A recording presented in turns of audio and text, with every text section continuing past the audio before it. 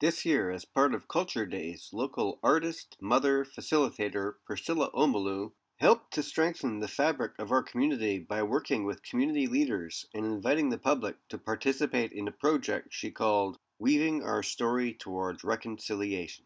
Tri-Cities Community TV was there to cover the planning session and the community input day. I just want to open up the circle by saying that I'm hoping that our discussion today is going to be a place that we feel comfortable in having this discussion, and with the wonderful work that you all are doing in the community and tying that and building that bridge and laying that foundation for tomorrow to say, you know, this is why it connects to everything that we do. It connects to who we are. It connects to us being a community. People are enticed by coming to make a Cedar Heart and having Bannock, but I really want for you all to lay those nuggets in people about why, you know, the environment and trees and reconciliation are all tied together. And, you know, the fact that we're doing art too, right? That all of these pieces are tied together. That means a lot, that you're all committed to being here and really opening up these doors, and for BC Culture Days to be able to see the value in that as well, because they've been so supportive in wanting to do this. And they've given extra one-on-one support in me working with Leonard and learning how to do the cedar weaving and doing it in a good way, because harvesting the cedar for this takes a lot of time, and it takes, you know, a lot of resources that we wouldn't normally do for this, because it almost feels very commercialized in that way. So trying to do it in a good way, it means a lot to have you folks here supporting, because it gets very lonely doing this work, and it gets very hard to do it, and you feel like it's hard to feel heard, I guess. So yeah, I wanted to start off on a lighter note, but I just feel so teary. Just know, yeah, so thank you. I've had the joy of working with Priscilla on a few projects now, or supporting projects that she's done in our community, which has been really amazing. Always been a firm believer that you can solve everything over a table with breaking bread and having a cup of tea, and that always happened in my house. You know, they solved all the world problems at the kitchen table. So I'm excited to see how that happens here with the community tomorrow. I had opened up a preschool, and I was working with the children. I always wanted to get them in touch with nature. That was so important for me. Science was one of the biggest things, and art, but I guess through the years to learn, you know, different spiritualities. I was discovering in the Indigenous spiritual way, and I love that because it was so sacred to nature, and that meant a lot to me. For me, ever since I was a young child, a fascination and appreciation of the natural world and all things in it has been first and foremost for me. Being a member of the Wondrous Tree Fellowship is, and all things natural is really rewarding for me. And I think, you know, the way things are going in the world with climate change and all the issues and problems we're having, you know, I think if we can look at nature and trees and forests in a different way as being the one that we're missing, I think, in our culture here. Indigenous cultures, I think, are a little ahead of us in this way, but looking at nature as sacred places and finding that sacredness within nature. And I think it's something that's missing, and that we're hopefully going to find again, reconnect with. And so I'm hoping this will be one more step towards that. I hear a lot of conversations around nature and coming together. My experience with nature, I've always had a love and fondness, particularly for animals, but recently I've become a lot more interested in and just the more personal experience of nature and up close and how plants interact, learning about invasive species and native species. I'm hoping that some of the information that you'll share as well will somehow connect either to reconciliation or connect to some of the work that you're doing in really getting the message across, because BC Culture Days, where this particular session is around Earth Endeavors. And so when I had proposed to them what it is I wanted to do, it was really around the sustainability, Earth Endeavors being connected to environmentalism, environment and arts specifically. So exactly what you're talking about, talking about really getting the message across that, what we're consuming really contributes to, climate change, and how we could use the art as an expressive way of being a voice for the environment. And, I cannot tie that to cedar weaving specifically because as an Indigenous person, as some of you have said, it's in who I am as a person to be connected to the earth, and that we think 7 generations ahead, and that we're aware of climate change in a way that has been ingrained into us from children as to you walk lightly on this earth. You only take what's needed, and if you have more, then you share the rest. Right? So we have people who go salmon fishing and then they will give the rest to community. We host potlatches for a reason, in that sharing, in that giving. So seasonally we'll be able to be more sustainable when winter comes.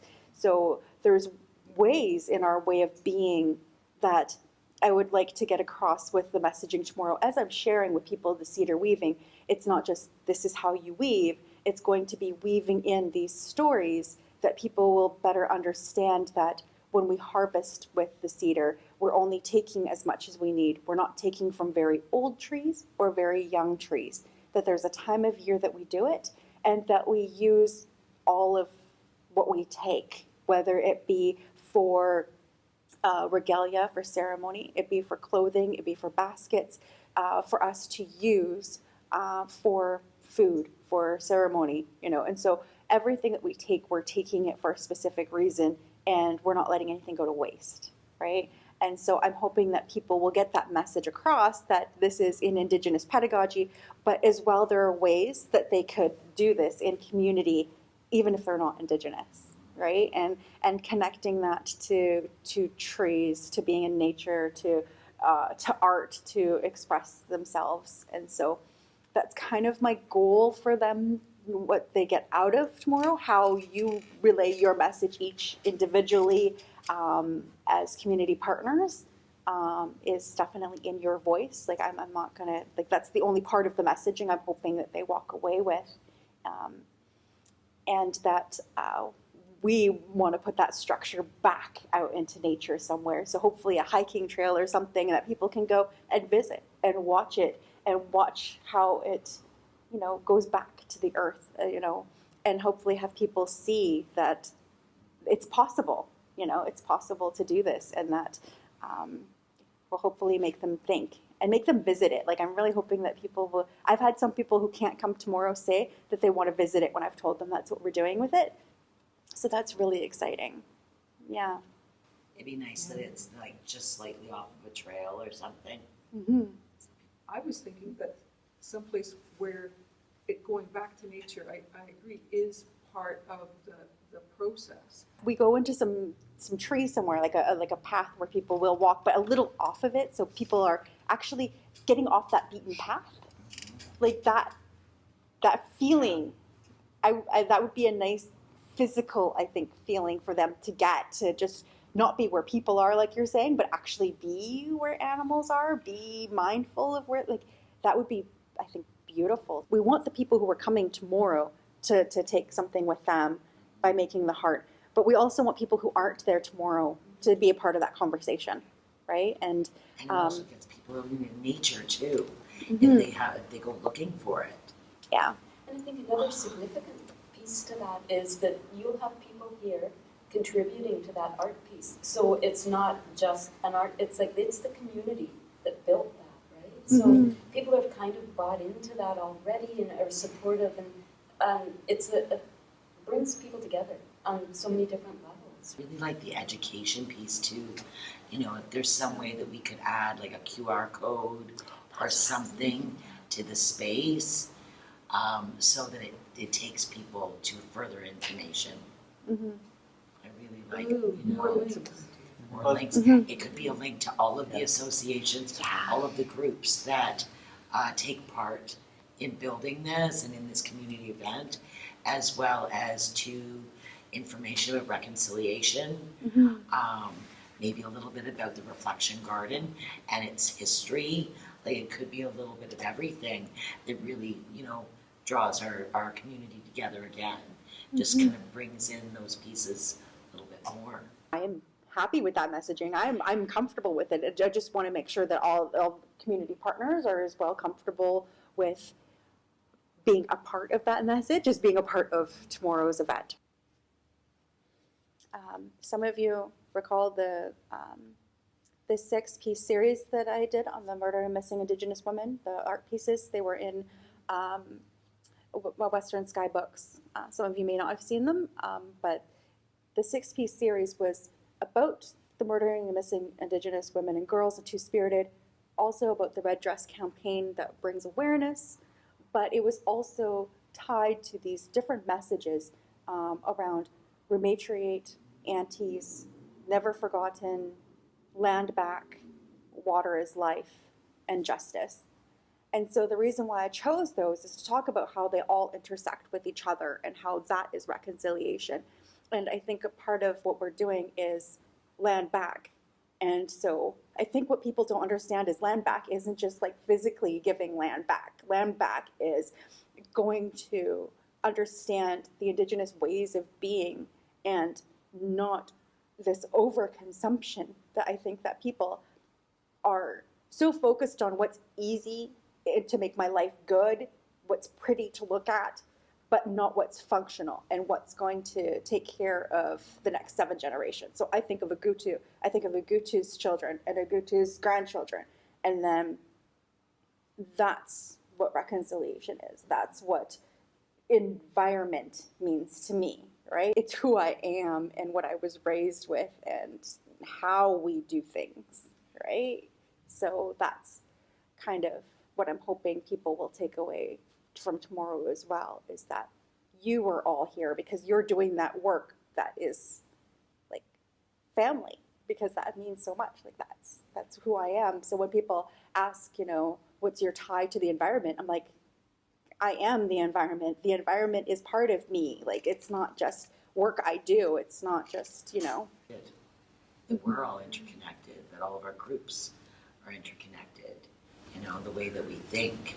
I say thank you to Carla for having this gift of being able to do this. And I will be honest with you all, this is not something that comes with plans. It's not like a Lego set, that's for sure.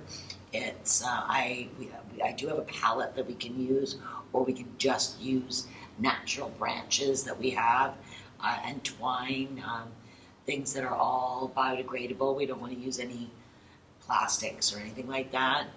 So what I've done is I've been gathering not just branches but grasses from a couple of different sites that I work on from my own garden as I'm cleaning up and getting ready for fall. I let a lot of stuff in my garden just die back naturally over the year, because it just adds to the soil and just builds it.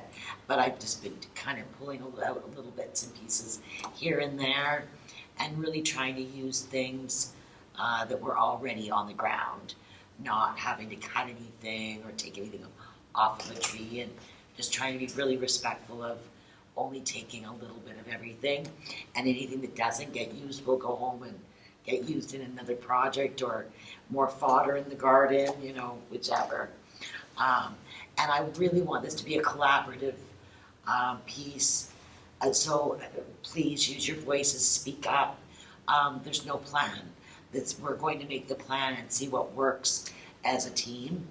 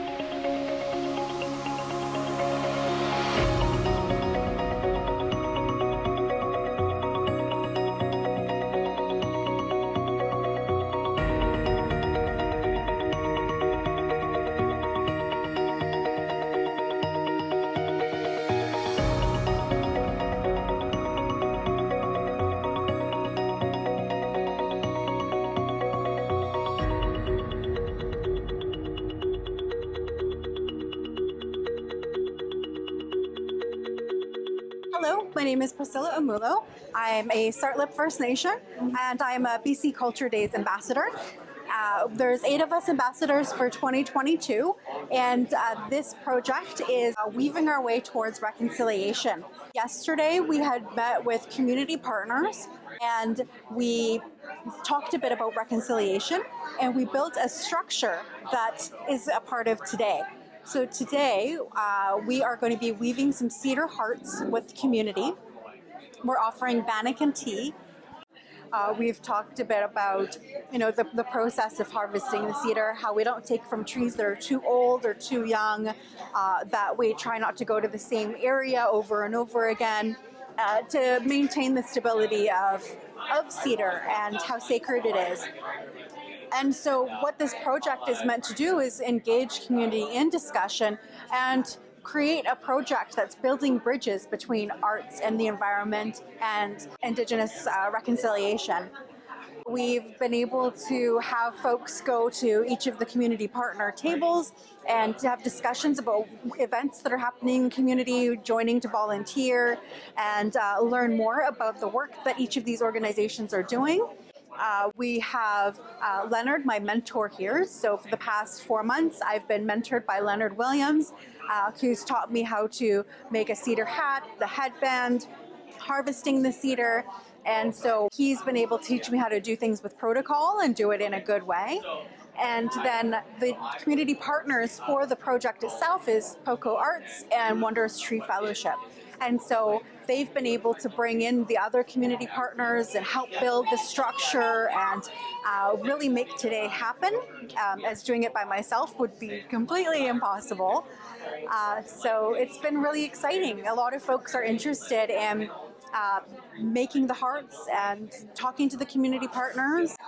Yeah, I'm just thankful to have everyone here. And Tri-Cities Community Television, we're thankful for having you here as well as a supporter of local community events. And so that does mean a lot because we really want to get the message out there for folks who are not even here today to be able to go and see the structure after we're done. We want to give it back to community and somewhere in a natural environment so we can watch it over time decompose, as all the materials we're using are natural.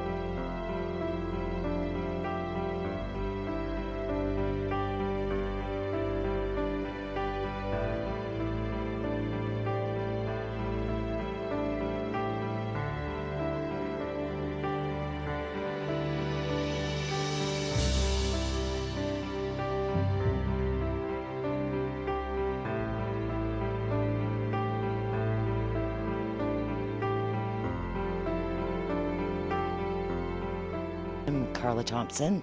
I'm with Poco Arts Council. I helped create a structure and a concept for a larger art piece that we made out of all organic materials, all natural elements. And then it was a place for people to add their cedar weavings to as well. It's been a really great project. We were able to come together as a group of like-minded people to create an event to be able to share information and share our love for the environment and the arts and tradition, and how, by weaving that all together, how we can take steps to go forward in reconciliation. We've installed it here at the Reflection Garden at Blakeburn Lagoon, and it's just really great that it's going to be here in a place that people can reflect on what it means, what reconciliation means to them, steps that they can take to go forward towards that. I'm Nancy Furness with the Wondrous Tree Fellowship, And we're a community-based group that really appreciates the natural environment and strives to educate the public about the important roles that trees play in urban spaces. So yesterday was an event weaving our stories towards reconciliation, and our role in that was to bring sort of the environmental side into the story, and it's weaving together reconciliation and the natural world. So our group brought trees and also invited other community groups, Burke Mountain Naturalists, Colony Farm Park Association, and also Amnesty International, which is the human rights side of things. So we wove all those community groups together to bring the message of reconciliation to the community.